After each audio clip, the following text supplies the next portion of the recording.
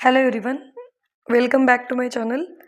आज आपण बघतोय prove that if x Y and Z are integers and x plus Y plus Z is odd, then at least one of x Y and Z is odd. इथं hint काय दिलेली त्यांनी, तर we have to use contrapositive. So this is the example of proof by contrapositive. आणि यामध्ये आपल्याला काय करायचं आहे, तर कॉन्ट्रापॉझिटिव्हचा यूज करून हे स्टेटमेंट प्रूव्ह करायचं. पहिल्यांदा आपण स्टेटमेंट समजून घेऊयात. If x y z belongs to z and x y z are integers and x plus Y plus z is odd. Okay, so what is given to you? X plus y plus z is odd. Then at least one of x comma y comma z is odd. Okay, so you have to understand the conditional statement first. दिलेलं काय आहे की x plus y plus z odd असेल तर किमान एक तरी odd यायला पाहिजे, तिघांपैकी एक तरी ऑड यायला पाहिजे, हे आपल्याला प्रूव्ह करायचं. याचं कॉन्ट्रापॉझिटिव्ह आधी समजून घ्यावं लागेल. तर कॉन्ट्रापॉझिटिव्ह म्हणजे काय, देनच्या नंतरचं जे स्टेटमेंट आहे त्याचं निगेशन घ्यायचं आहे अँड इट विल इम्प्लाय देनच्या आधीचं जे स्टेटमेंट आहे त्याचं निगेशन. म्हणजे सिम्पली काय, तर at least one of x y Z is odd, याचं निगेशन काय येईल, एक तरी ऑड आहे. याचं निगेशन येईल कोणीच ऑड नाही आहे, म्हणजे सगळेच इव्हन आहेत, हे झालं त्याचं निगेशन. बरोबर. So the negation of the statement after then is all of x y z are even. बरोबर.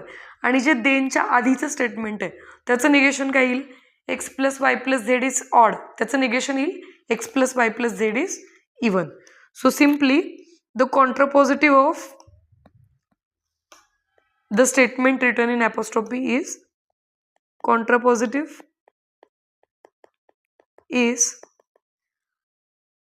if all of x y z are even, then x plus y plus z is even. This is your contrapositive. So clearly contrapositive is easy to prove. बरोबर. दिलेल्या स्टेटमेंटपेक्षा contrapositive सोपं आहे prove करायला, हे clearly दिसतंय. बरोबर. म्हणून तर आपण मेथड्स ऑफ प्रूफ जे आहेत त्या वेगवेगळ्या प्रकारच्या मेथड्स आपण लर्न केलेल्या आहेत. ठीक आहे. तर x comma y comma z are even, तर सगळे इव्हन जर घेतले तर काय होईल, x is equal to 2k असेल, Y is equal to 2m असेल आणि Z is equal to 2n असेल. Okay. What are k, m, n here? They are the integers. Okay. So clearly x plus y plus z. What we can say about the addition? 2k plus 2m plus 2n. So taking 2 in common, आतमध्ये काय उरेल, k plus m plus n. Okay. So it is clearly equal to some even number. Okay. कारण 2 into something असं मिळालेला आहे ना तो, आणि तो समथिंग काय आहे, तर इंटिजर आहे. कारण के एम एन हे इंटिजर्स आहेत, सो त्यांची ॲडिशन तर इंटिजर्स येणारच आहे. बरोबर. Which implies that X plus Y plus Z is equal to 2 times some integer, that is it is even.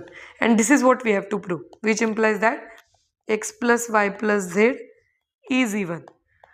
Hence the contrapositive is true, hence the original statement given is universally true. Okay.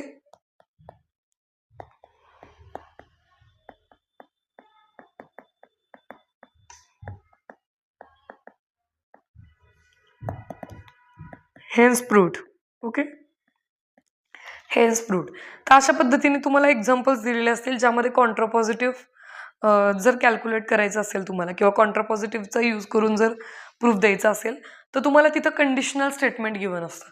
So ते conditional बघितलं की तुम्हाला identify व्हायला पाहिजे की we can use the contrapositive to prove the given statement. Okay. Video आवडला असेल तर नक्की लाईक करा, तुमच्या फ्रेंड्ससोबत शेअर करा, आणि चॅनलला सबस्क्राईब केलं नसेल, बेल आयकॉन प्रेस केला नसेल तर नक्की सबस्क्राईब करा आणि बेल आयकॉन प्रेस करा. थँक्यू.